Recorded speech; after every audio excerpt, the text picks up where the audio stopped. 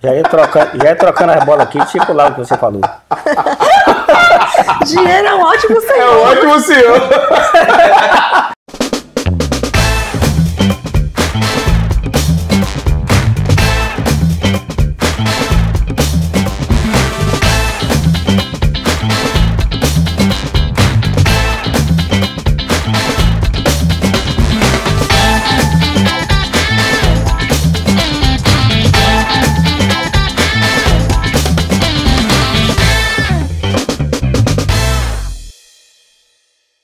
Se liga, esse é um bate-papo da Juventude Interligados, eu sou Tiago, e onde está o seu tesouro, ali estará o seu coração. Olá, meu nome é Alpeno Rocha, e eu tenho por certo que o dinheiro é um ótimo servo, mas um péssimo senhor. Olá, meu nome é Arise, e eu quero te falar que o dinheiro não é a raiz de todos os males, mas o amor ao dinheiro sim. Oi, eu sou Nathalie, e dinheiro não nasce em árvore. Mas será que ele poderia?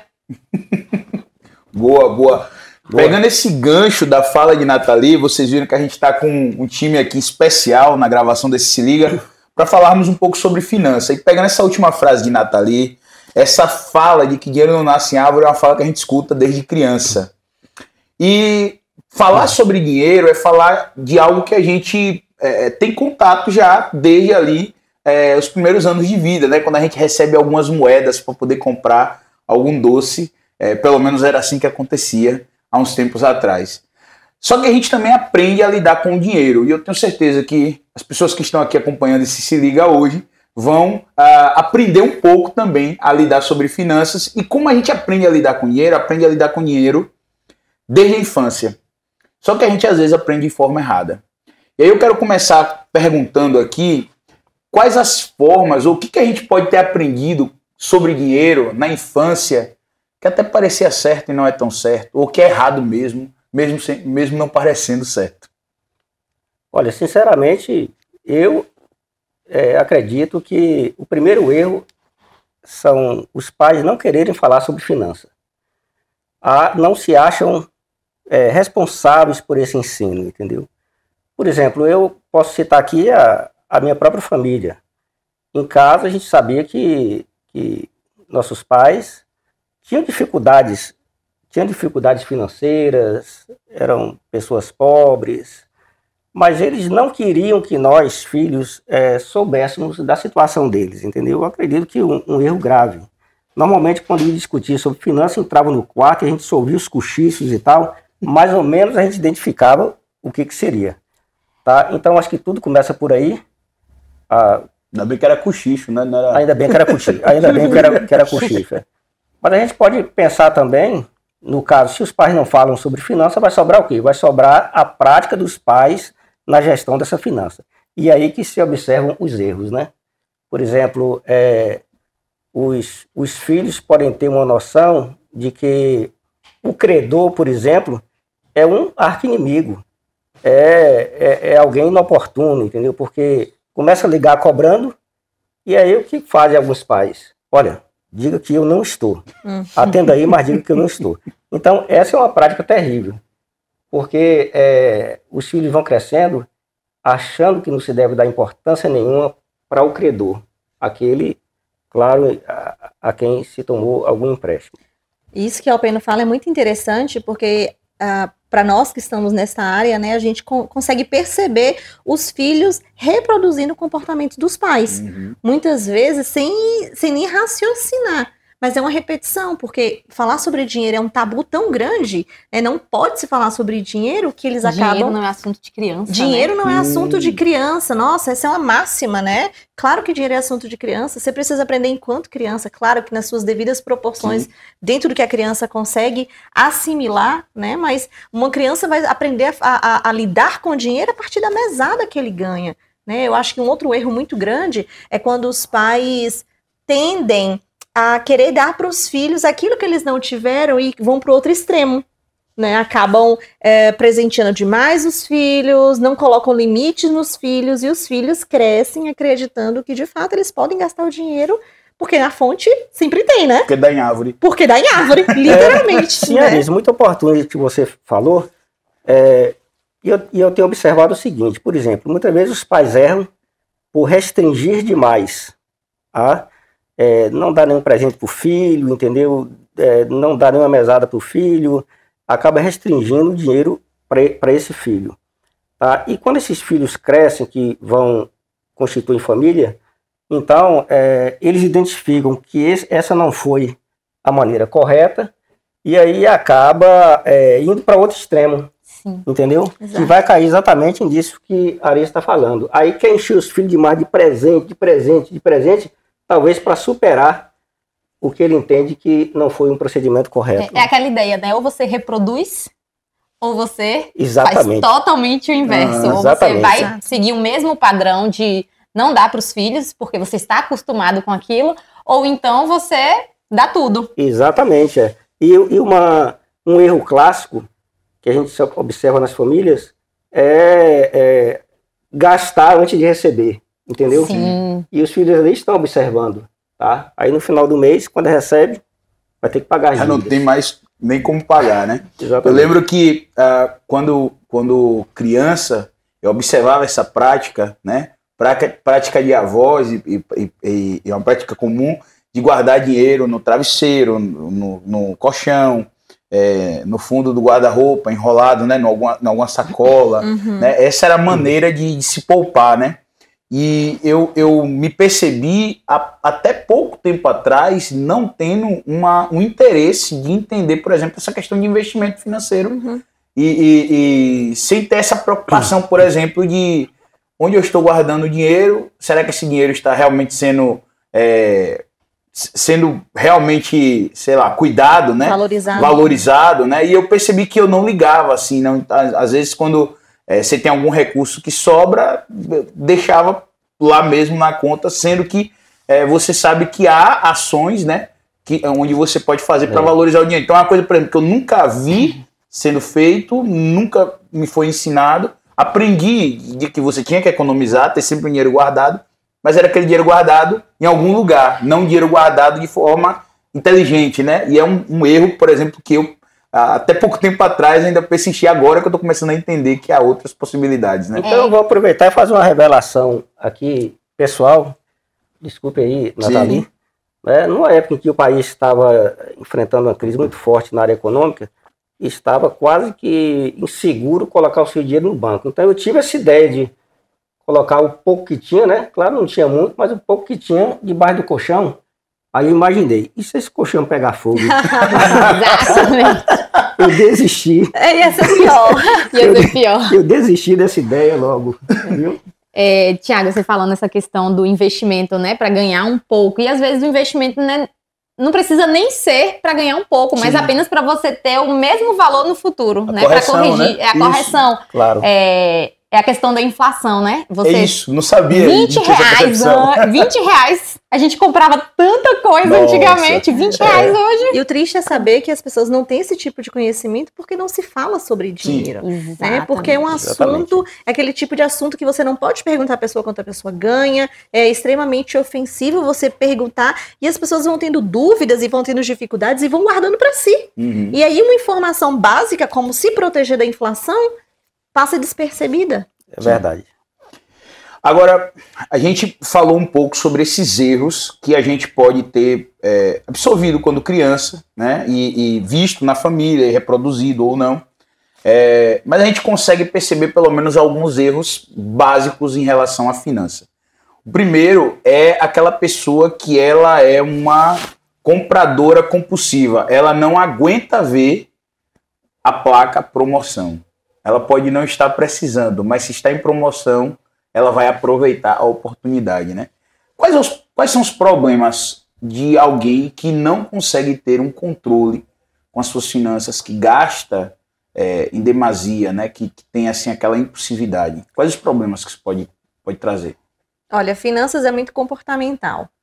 Então, as pessoas acham que falar sobre finanças pessoais, que eu não entendo muito de matemática, eu tenho dificuldade com números, mas finanças é muito mais comportamental e emocional do que matemática em si, porque hoje, graças a Deus, calculadora tem aí para ajudar todo mundo a fazer cálculo, né? Mas muitas vezes essas pessoas têm algumas lacunas emocionais, né? Tem um autor muito bom, ele é um pastor Craig, até do Summit. Ele escreveu um livro que ele fala sobre vias neurológicas que Toda vez que você tem um primeiro pensamento, você cria um rastro. E se você continua tendo aquele tipo de pensamento, você vai criar uma via. Então pensa numa estrada que tem lama. Se você passa a primeira vez, você criou um rastro. Se você continuar passando por ali, aquilo ali vai virar uma via. Então, trazendo isso para a questão das finanças, vamos imaginar, vamos pegar a mulher, né? Que mulher gosta de... Eu sei que você pensou numa mulher. Você quem tá falando, né? Eu não disse nada. Vamos pensar que uma mulher estava num dia de TPM, né? Não estava se sentindo bem, teve a grande ideia de vou ao shopping fazer umas compras para eu me sentir melhor. Não foi a mulher, foi a TPM nesse caso. Foi a TPM, a culpa é da TPM. E aí ela se sentiu bem, ela teve ali, né, um estímulo, um hormônio do prazer, que ela se sentiu muito bem. O que você acha que vai acontecer da segunda vez? Naturalmente, ela vai querer fazer a mesma coisa, porque ela lembra que ela se sentiu muito bem. Então, esse é um comportamento, se não for racionalizado, vira um hábito. Entende? Não quer dizer que você não possa fazer isso. Exato. Mas é importante que você se programe, né, para isso. E se perguntando qual seria a consequência, é o endividamento. Foi como o próprio Alpeno falou. Gastar antes de receber. Você já compromete aquilo que você vai receber. Então, às vezes, o fato de comprar, de ver uma promoção é apenas um impulso. Uhum. Né? E às vezes influenciado pela... hoje nós estamos numa geração de que as redes sociais, né, impulsionam o nosso desejo pelo ter, pelo comprar. Então nós estamos inseridos nisso. Então a tendência é irmos nessa direção, né, nessas vias neurais que a Arise falou, nesse rumo. Nesse consumo. Pois fala-se nesses gatilhos emocionais, né? A promoção é uma delas. Sim. Tá? Em que a pessoa encontra na promoção uma oportunidade de adquirir o produto, mesmo que não precise dele. Entendeu? Sim. Então tem casos, por exemplo, de gente que a casa está lotada de produtos dos mais diversos que nunca foram usados, mas se compra só porque decidiu que a promoção seria oportunidade. Mas existem outras situações, outros gatilhos, com a própria ansiedade, entendeu? Pode levar a pessoa a querer comprar de forma compulsiva, mas eu acredito que deve se estabelecer um limite entre o normal e o que foge da normalidade, entendeu? Porque se foge da normalidade, essa pessoa realmente precisaria de um acompanhamento especializado para tratar dessa situação. Tá? Acredito nisso. E para fugir disso, uma prática que eu costumo adotar é sempre, quando eu saio à rua para comprar alguma coisa, levar sempre uma lista de compras. Porque se a gente sai para comprar, mesmo mentalmente, não tem uma lista ali bem definida, há um risco de a gente comprar realmente o que não precisa. Entendeu? A lista é importantíssima, principalmente no supermercado. Agora, comigo, eu vou ser bem franco aqui e até fazer uma confidência, que eu evito ir ao supermercado, mesmo com a lista, fazer compras assim, perto de meio-dia com a barriga vazia. Ah, com certeza. Gente, inclusive é uma dica isso, né? É uma dica. Quando eu passo ali naquela seção de produtos para feijoada, né, orelha de porco, pé de porco, o charque, né? Sim. O charque, ali o bacon, calabreiro, o paio. Gente, eu olho na lista, não tá na lista. Como é que pode esse negócio que eu não tá na lista? Feijoada na lista? Eu vou pegando e jogando. Quando eu passo na seção de carne, por exemplo, eu vejo ali a picanha com aquela gordurinha, meu irmão, parece que há uma química ali dentro, a barriga pede, entendeu? Para comprar, e eu saio botando picanha, aquela costelinha suína, misericórdia, entendeu? Eu saio colocando ali. E às vezes a gente acha que o supermercado que é o vilão, né? Mas na verdade, eles só estão fazendo o papel deles. Claro que há estratégias, né? Os produtos mais caros ficam no nível da sua visão. Se você olhar um pouco para baixo, olhar um pouco para cima, você vai achar um mais acessível. Claro. Os doces, né? fica onde? Perto do Pois é, caixa. perto do Então, assim, caixa. são estratégias que eles De usam. forma estratégica. Isso, A gente é. percebe que feijão, É. arroz fica no fundo. Exatamente. Porque você vai Tem pra que comprar o atravessar feijão, arroz. toda. Você não vai no mercado pra comprar o chocolate, isso. assim, né? Vamos dizer, né? Exatamente. Você compra no processo É de isso, ver é muitas isso. vezes, né? Exatamente. Então eu acredito que a lista de compras já ajuda bastante, Ajuda. entendeu? Ajuda bastante. E fugir desses horários, né, que eu falei que realmente Sim. são São dicas chamativos. importantes para alguém que está nessa. Que se percebe, né? Porque acho que também é importante a pessoa fazer essa reflexão. Eu sou um comprador compulsivo, né? Talvez ela precise até de um terceiro, né? Para poder dizer a ela se é ou não, né? Alpeno falou sobre supermercado, mas a gente pode trazer isso para diversas realidades, né? Por exemplo, eu preciso comprar um tênis novo. Primeiro, eu de fato preciso, né? Ou eu quero? Segundo, eu posso? Tenho condições? Eu até posso, mas eu devo? É o momento certo? Então são perguntinhas que, se você parar um pouquinho para pensar, às vezes a conclusão vai ser, Na não, maior parte das não é vezes pra você comprar. desiste. É isso que eu ia falar. Você não faz nada. Eu tenho praticado uma coisa que tem me ajudado bastante. Por exemplo, quando eu quero comprar alguma coisa, especialmente na internet, porque na internet há toda a facilidade para se comprar, né? Exatamente. Nossa, é um clique que você tem comprou. um portfólio de produtos ali na sua frente. Cartão de crédito já está Entendeu? registrado. Cadastrado. Está cadastrado. E as fotos são bem chamativas, entendeu? Parece que coloca o produto no patamar muito mais elevado do que Não, realmente. e às vezes você só realmente ele conversa sobre quando você entra, Já aparece o já produto. aparece. Tá Aí, ouvindo, né? Os aplicativos. Voltando aqui para as experiências pessoais, eu fui na casa do meu cunhado, a convite dele, né? Que era para ver o funcionamento de uma cafeteira que ele comprou. E ele prometia um momento fantástico, entendeu? Disse que ia ter lá uns comes e bebes, não sei o quê. Aí eu fui lá. E os comes e bebes, na verdade, era chimango. Vocês conhecem chimango, né? Sim. Era chimango e o café feito nessa máquina. Combinação perfeita para café, vamos dizer, né? Não, claro. Gastou tudo com café. Uma né? cafeteira Com chimango. muito legal. Ela faz também, ela usa o cartucho, né, e também o pó para fazer o café, faz também cappuccino, essas coisas. E eu cheguei em casa empolgado para comprar uma. Falei, rapaz, eu podia comprar um negócio desse porque vai ajudar bastante na conexão com as pessoas, né? Eu vou chamar os vizinhos e tal, parentes, para tomar um cafezinho, etc. Aí fui lá para a internet, rapaz. O pastor, né? Fui lá para a internet e encontrei da mesma e sentei o dedo. Pá! 2 dias depois estava lá em casa, nessa cafeteira. Rapaz, a primeira semana foi uma festa. Café todo dia. Gente, café todo dia, entendeu? Chamei os vizinhos, só não chamei o cunhado, né? Não chamei o cunhado porque eu não gostei da recepção lá. Aí chamei irmãos aqui da igreja, entendeu? Chamei parentes e tal. Aí na segunda semana, foi uma semana intensa aqui na igreja, eu não tive tempo de usar cafeteira. Na terceira semana, eu já não me lembrava que tinha cafeteira, entendeu? Resultado, eu tô com essa cafeteira lá, bacana, há quase 1 ano e meio sem fazer uso. Então, Meu Deus. hoje eu faço o seguinte, eu vou comprar alguma coisa, eu não compro logo, eu espero 24 horas para eu ruminar ali aquela coisa, entendeu? Exato. Essa emoção. E eu convencer a mim mesmo de que realmente eu preciso daquilo e de que uma vez comprando, aquilo ali não vai ficar Parado, uma né? peça de museu dentro de casa. Entendeu? Nós somos seres com necessidades ilimitadas, né? Então, assim, nós temos necessidades ilimitadas. A gente vai arrumar alguma necessidade. Sim. A gente vai. Se não tem, aparece. Vai aparecer. Agora, comprar demais é um problema, né? Tem uma frase, né? Júlio, de Todo Mundo Odeia o Chris, que eu acho um personagem muito bom, que ele diz que se você não comprar, o desconto é maior. Só que o Júlio não é o cara econômico, o Júlio é o cara avarento, né?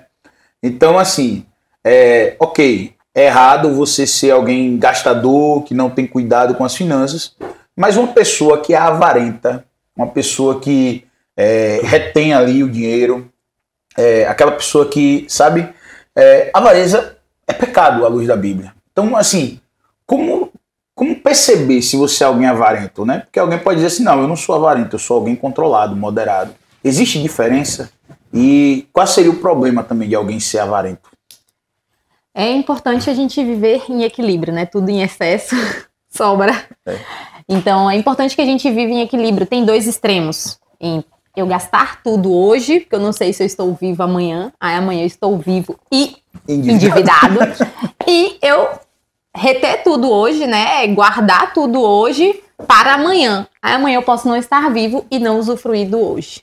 Então, é importante que a gente mantenha esse equilíbrio em todas as áreas da nossa vida. E finanças também é uma delas. A gente precisa gastar com sabedoria e viver aquilo que é prioridade pra gente. Aquilo que é prioridade pra mim não necessariamente é a mesma coisa que é prioridade para meu esposo. Aquilo que é prioridade para minha família não necessariamente é prioridade para a família de Alpena, para a família de Arise, de Thiago. Então, é importante que a gente viva esse equilíbrio também nas finanças. Uma coisa que eu gosto de pensar é que crente vive por propósito. Então, até nas finanças a gente precisa encontrar propósito. Então, eu acho que o erro não está em você em fazer um investimento, em você guardar dinheiro, em você se organizar financeiramente. É para que você está fazendo isso? Então, eu vou fazer uma reserva de emergência. Para que eu vou fazer uma reserva de emergência? E tem um limite. Não é você acumular dinheiro e deixar lá acumulando, porque o nosso coração ele é corrompido. A gente vai ser tentado a acreditar que porque temos aquela soma de dinheiro no banco, a gente não vai passar por dificuldade. E isso não é verdade. Então, para quê? Eu estou fazendo uma reserva de emergência? Caso eu necessite, é uma doença, é uma viagem, é uma oportunidade, é uma compra de última hora que precisa ser feita. Eu vou reservar dinheiro porque eu quero viajar, porque as férias estão chegando, e isso é importante porque eu vou gastar tempo com a minha família, porque eu vou poder investir na minha família. Então, para quê? Eu acho que essa é a chave contra a avareza. Não é você simplesmente deixar de guardar, porque aí você estaria indo para outro extremo, como a Nathalie falou. Mas eu estou guardando, eu estou economizando, eu estou investindo, para quê? Qual é o propósito nisso? E é muito interessante porque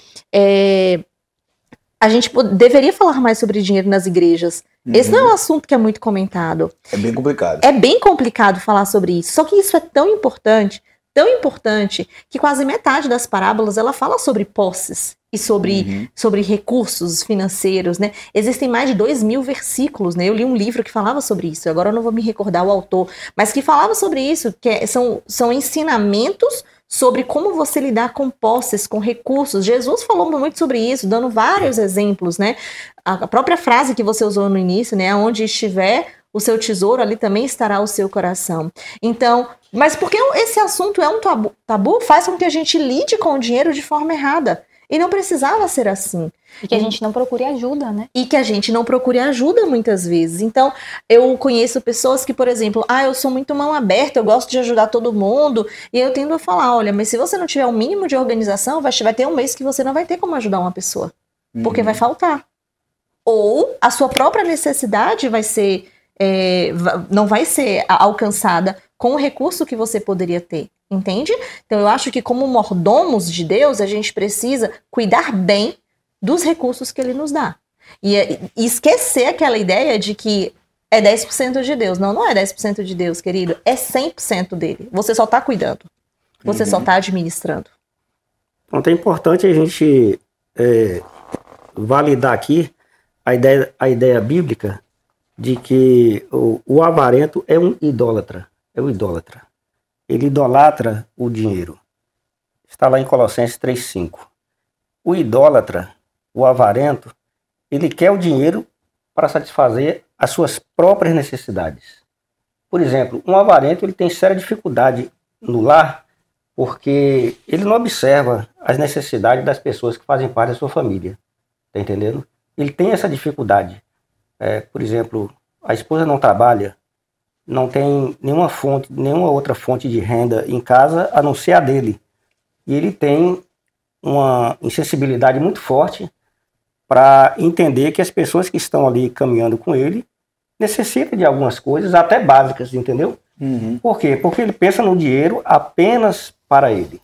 E é claro, né, dentro da pergunta que você fez, ele pode achar que essa maneira de ser esteja respaldado no equilíbrio, na moderação, no controle, mas na verdade não é isso, porque a pessoa controlada, a pessoa que é organizado, tem outra característica, porque ele se organiza no intuito de servir, entende?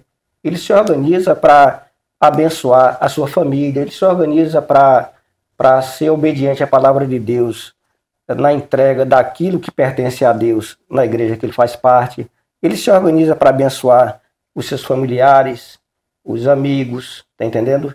Então, é outra característica totalmente diferente. Ou seja, avarento não é a mesma coisa de a pessoa ser organizado, moderado, né, estruturado ali no que diz respeito às finanças. É um processo assim que a gente observa onde, como o Alpeno falou, né, o dinheiro se torna um ídolo. Então eu preciso ter esse dinheiro porque esse dinheiro ele é a minha fonte de segurança e de paz. Pelo que a parábola daquele homem louco, né, que derrubou celeiros para construir um maior. E a pergunta é, essa noite vai te pedir sua alma, né? Então assim, o que você tem para apresentar, né? Porque ele estava, enfim, acumulando uma riqueza muito grande e dizia, agora eu vou ter paz, né? Essa talvez é a grande questão quando a gente olha para o dinheiro. O dinheiro não como um meio, mas como a fonte de paz e de alegria. E aí é onde entra a complicação e onde pode haver essa idolatria. E é interessante pensar que a gente falou aqui de dois extremos, daquele que é gastador e daquele que é avarento. E ambos podem ser idólatras do dinheiro, porque ambos podem estar fazendo do dinheiro a sua fonte, né, de alegria, a sua fonte de prazer, né, olhando para o dinheiro como aquilo que realmente o domina, né? E dinheiro nada mais é do que um instrumento. Instrumento. É um instrumento. Agora, vamos pensar assim, se a gente tem esses dois extremos, a gente tem algo também que a Bíblia ensina, que é a generosidade, né? Sermos generosos.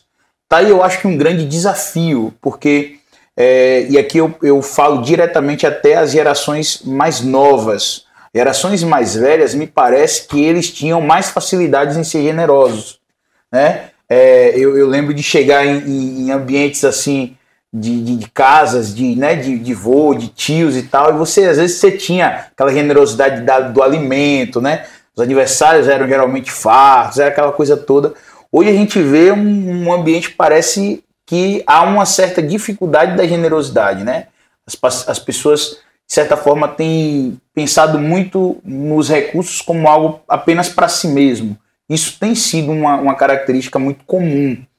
Como que o cristão, né, ele pode lidar com isso? Porque generosidade é um chamado. É algo que deve ser para todos, ou não, ou apenas alguns são chamados a serem generosos, outros não terão esse, vamos dizer assim, esse dom. Olha, eu acredito sinceramente que tudo parte do pressuposto como você enxerga o mundo em que você se encontra. Por exemplo, a gente observa hoje um forte impacto do individualismo fazendo parte da realidade das pessoas, entendeu? As pessoas querem muito para si, entendeu? Querem estar no conforto, querem ter dinheiro de sobra para poder viajar, entendeu? Para comprar o que querem, etc. E com isso acaba esquecendo, claro, as pessoas, entendeu? Então, no caso do cristão, aí a coisa precisa mudar, porque ser generoso não é apenas uma opção, entendeu? Ser generoso é um estilo de vida para o cristão. E aqui, quando a gente fala em generosidade, não estamos necessariamente falando em valores altos e tal, entendeu? Eu vou doar 10 mil reais, não, porque Deus na verdade está interessado na disposição do coração, entendeu? A generosidade é esse ato em que você faz muito mais para Deus do que para as pessoas, mas sim, você faz pensando nas pessoas, mas faz em nome de Deus, entende? Então, tanto que você pode observar que Deus está interessado na disposição do coração, que Jesus elogia a oferta da viúva, quer dizer, uma oferta mínima. O que ela tinha ali, ela contribuiu, entende? Mas Deus observou que aquilo foi o máximo que ela podia fazer. Então, se alguém, por exemplo, ganha um salário mínimo e ele tira ali R$10, R$20 para praticar a generosidade, ele está sendo tão efetivo quanto aquele que tem condições de doar, por exemplo, 10, 20 mil reais. Então, isso traz uma tranquilidade muito grande para a gente, porque a gente vai ver que todos nós podemos ser generosos, entendeu? Todos nós podemos praticar a generosidade. Acho que parte do entendimento de que todo cristão, ele é abençoado para abençoar. E não tem aquele que não tenha com o que abençoar. Uhum. Então, se não puder abençoar com dinheiro, abençoa com tempo, né? Com a vida. Com a vida. Sim, sim, com sim. voluntariado. Generosidade não tem só a ver com dinheiro. Claro, né? Tem a ver com o coração. A disposição do coração. O dinheiro é um instrumento. Um dos instrumentos de você abençoar. É verdade. É verdade. Ser generoso, então, não é só para quem tem muito, ou só para quem é rico. Ser generoso é um chamado para todos. É um chamado. Chamado para todos. Agora, especialmente para o cristão, né? Especialmente para o cristão. Pensando aqui, vamos chegar agora num ponto aqui mais específico. Para você que está ouvindo aqui o Se Liga e que é casado e que tem a sua dinâmica familiar, e aí eu quero pensar especificamente nessa relação do casal com o dinheiro, né? Do casal com as finanças. Como que um casal, porque a gente foi falando de forma muito individual agora, né? Até então de forma muito individual, mas pensando no casal que agora dois se tornaram um, né? Ali estão vivendo juntos, construindo juntos, têm os recursos. Como que um casal deve lidar? Quais os cuidados, né? Quais as formas que o casal deve lidar com a finança? O dinheiro da mulher é da mulher e o dinheiro do homem é dos dois? Ou como é que funciona esse negócio mesmo dentro de casa? Eu acho que o do homem é nosso, né? E o da mulher é dela. Brincadeira. Eu vou deixar as mulheres falarem agora porque a gente aprende muito. A gente aprende, é verdade. Muito. É tudo de todo mundo. Tem uma frase que a Arise fala, né? E é verdade. A gente está dividindo a vida. Como é que a gente não vai dividir a conta bancária? A Amós 3.3 fala, acaso andarão dois juntos se não estiverem de acordo? Então, eu acho que isso se aplica às finanças também. Sim. Então, claro que se um tiver mais facilidade de lidar com as finanças do que o outro, esse pode se responsabilizar pela organização financeira familiar, mas não dá esse o direito de tomar todas as decisões sem participar o outro. Então, Nathalie chegou a comentar sobre a questão da prioridade, às vezes o que é prioridade para mim não é para o outro, mas então nesse momento a gente atende a minha prioridade, depois atende a prioridade do outro e assim a gente vai caminhando. Então, eu acredito que eu não consigo perceber um casal casado tendo o que isso é meu e isso é seu, uma vez que eles são um. Se eles são um, os recursos também serão um.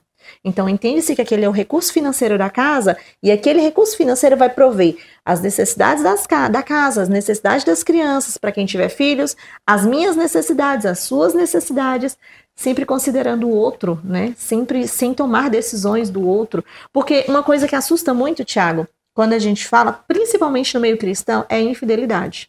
Uhum. Ai, que absurdo!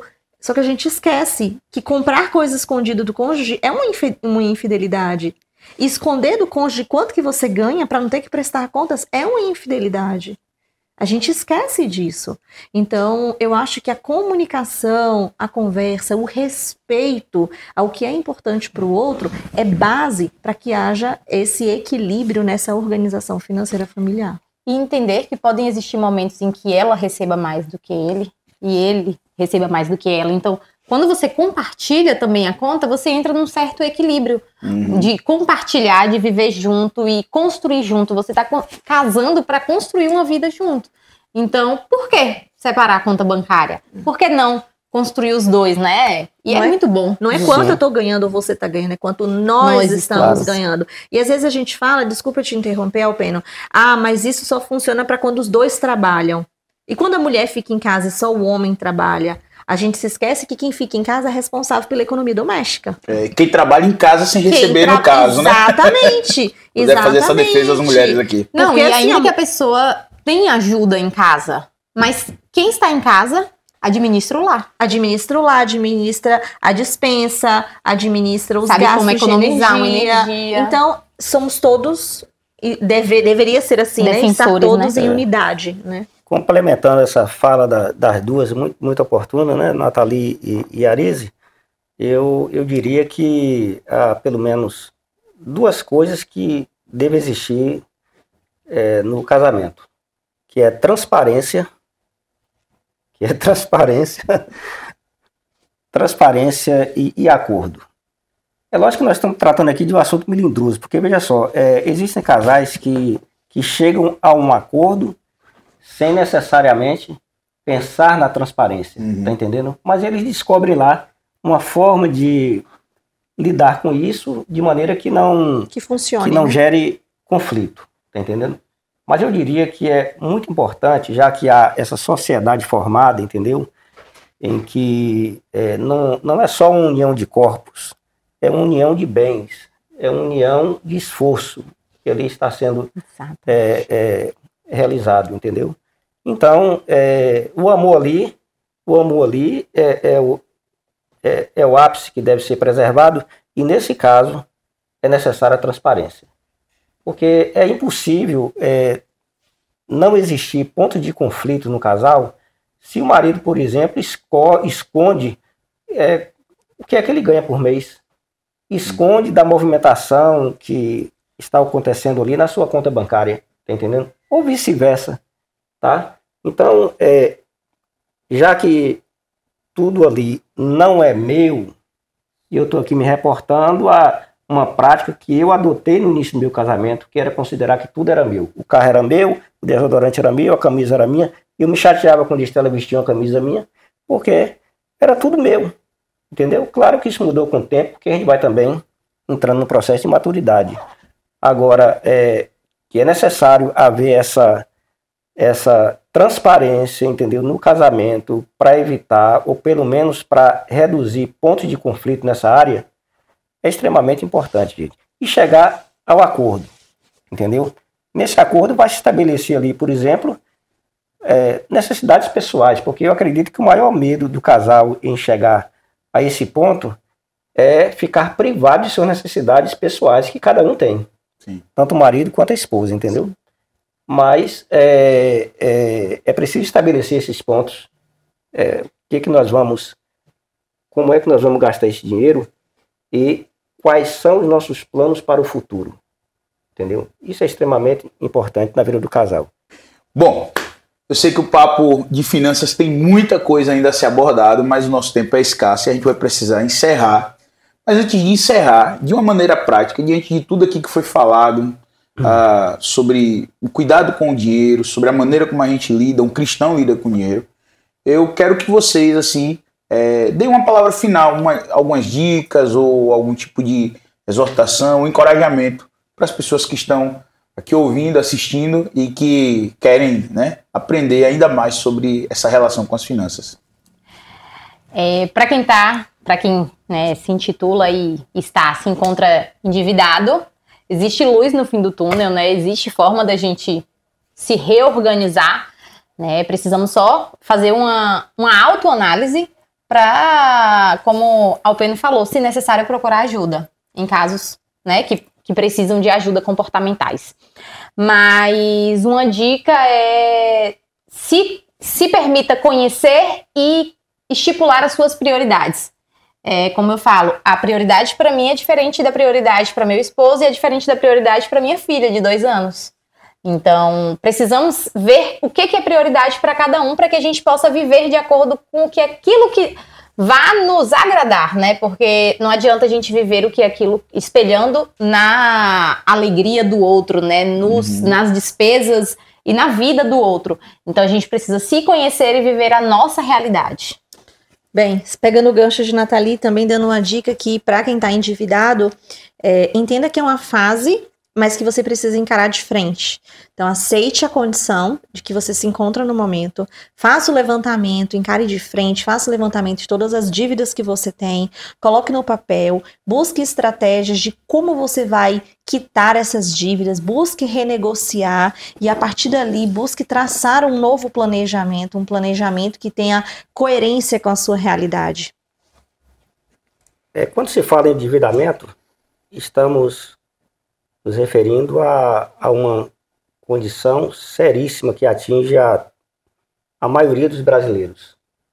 Por exemplo, saiu agora em julho uma estatística feita pela Serasa que dá conta de que existem no Brasil 78,2 milhões de pessoas endividadas e já com os nomes negativados. Então, isso é um dado alarmante. É um dado alarmante. Pode estar inserido aí a questão do desemprego, as questões econômicas do Brasil, mas pode estar acontecendo aí falhas na gestão financeira, tá certo?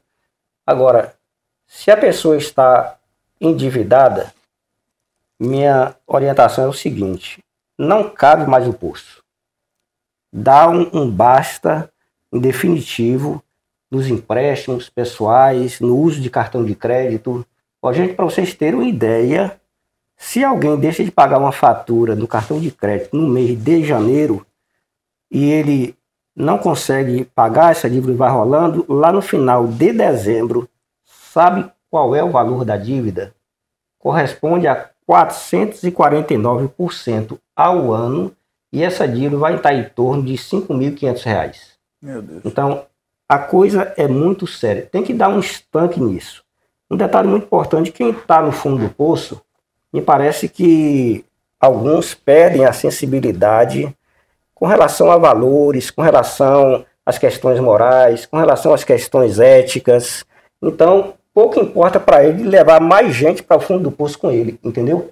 Então, por exemplo, alguém que está enfrentando uma dívida muito grande, às vezes até dívidas consideradas impagáveis, ele é muito amigo aqui de Tiago. Então ele chega para Tiago não está sabendo de nada da situação financeira dele. Tiago, eu sei daquela reserva que você tem na poupança, porque Tiago, ele faz a reserva, ele tira um valor mensal, né, para fazer a reserva. Amém. Eu sei daquele dinheiro que você tem lá na poupança e eu estou precisando que você me empreste esse dinheiro, entende? Aí Tiago vai dizer: não, mas esse dinheiro aí, eu comprei um carro, eu já paguei uma parte, e eu estou esperando chegar o final do mês, que vai gerar juros e tal, e a conta certa. Fique tranquilo, Tiago, na próxima semana eu te pago. Ele já sabe que não vai conseguir pagar. Sim. E ele pouco está importando, entendeu, se você vai para o fundo do poço com ele, entendeu? Então, acho que a pessoa precisa ter a dignidade de sair de lá desse fundo do poço, olhar fora e perceber que a vida mesmo com dívida, entendeu? E é possível, dentro desse parâmetro que já foi delineados aqui por Arise, tá, por Nathalie, é possível conseguir sair da dívida. Agora, algumas práticas são consideradas prioritárias. Por exemplo, comece a cortar os supérfluos. Corte os supérfluos, tá? Faça a lista das suas despesas mensais, escreva tudo, dia após dia, para você ter uma análise completa do que é que você está gastando no mês e procure cortar os supérfluos. Corte os supérfluos, tenta reduzir algumas despesas fixas, que já vai ajudar bastante. E é claro, não tentem replicar o conhecimento que teve lá atrás, quem sabe na casa dos pais, de que os credores são os vilões da história, que os credores são inimigos, de que os credores são aqueles algozes que está querendo prejudicar. Não veja dessa forma. Procure cada um. Demonstre o interesse de negociar essa dívida, tá? Estabeleça condições. Agora, uma orientação que eu dou aqui, muito prática, e já caminhando para encerrar minha fala, é o seguinte: existem dívidas que são injustas. Por exemplo, essa dívida que eu falei do cartão de crédito. 449% ao ano são juros extorsivos. Abusivos. Entendeu? Absurdo. E nesse caso, e não só de cartão de crédito, mas dívidas com instituições financeiras. Procure uma pessoa especializada. Procure uma pessoa especializada, porque esses juros, dentro da lei, irão baixar sensivelmente. Entendeu? E claro, tem que ser via justiça. Porque se for lá na instituição para negociar ou renegociar essa dívida, não vai conseguir. É aquilo ali e ponto final. Então fica aí essa dica, tá? E muito obrigado pela oportunidade. Amém. Uma frase de Inácio de Antioquia, e aí eu quero fechar, que o lugar, dignidade ou riqueza de ninguém o encha de orgulho, que a condição inferior ou pobreza de ninguém o rebaixe. Depois de tudo aquilo que a gente ouviu aqui, meu desejo é que você olhe para o dinheiro de uma forma correta, que ele não se torne Deus em sua vida, você não seja orgulhoso, talvez por ser alguém que foi abençoado por Deus, que você não se sinta inferior, porque talvez a sua condição financeira não é aquela mais invejável, mas que você saiba em tudo isso ser generoso, servir, abençoar e usar aquilo que o Senhor tem colocado em suas mãos para a glória dele, tá? Que Deus abençoe você, sua família, sua casa. E esse foi mais um bate-papo da Juventude Interligados, um Se Liga. Deus abençoe você, fica na paz. Valeu. Valeu!